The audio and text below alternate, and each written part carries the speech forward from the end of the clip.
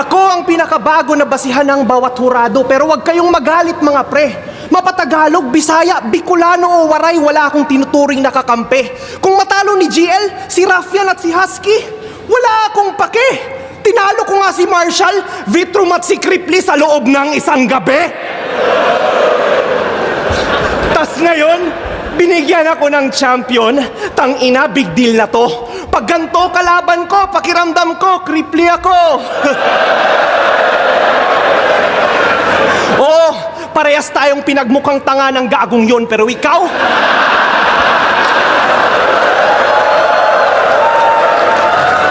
Oo, parehas tayong pinagmukhang tanga ng gagong yon, pero ikaw, naging meme sa comment section at naging corny ang yung branding.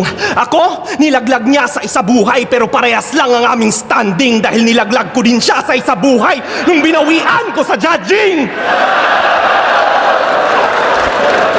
Anong akala mo? Kayo lang marunong sa ganon na pag nangupa limitless, ulol mga Bisaya na ang bagong 3GS!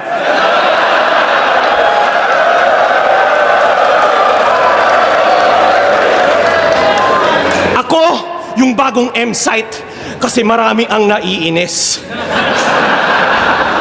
At si 3D M-site pa rin kasi pag nag-wordplay meaningless, tangina mo, tunog motus. Pag walang nag-react sa bars niya, sinisisi niya yung fans, feeling bright yan sa eksena. But if you can hear him loud and clear pero di pasok sa inyong taste, it means ang site ang may problema. Di porket komplikado, trip ng tao, di lahat ay mawiwili. Kaya kung wala kang crowd control, wag kang maghanap ng masisisi. Yung mga punches mo, generic, parang right med. Ganun ka lagi, tol. Walang diin, walang dating, paano naging Fantastic Four? Kung gusto mo ng classic, sagot ko matik. At titiyakin kong timeless tong mga dala kong antics. O diba? Di nila napansin. Yung last 4 lines ko, puro punchline niya yon versus Cripply tsaka J-Black. Ganun ka forgettable ang stilo. Pero pag sinabi kong there's only... Ganon ka-forgettable ang stilo. Halos walang quotable si Iho. Pero pag sinabi kong there's only one name you can found, tsaka katapusan mo na, alam kong gets nyo na kung sino.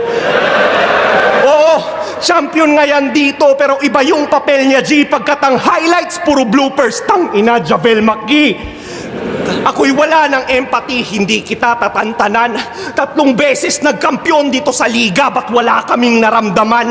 Ngayon, paano mo ko yayabangan ang galing sa banatan kung ika'y naaalala lang sa iyong mga kapalpakan?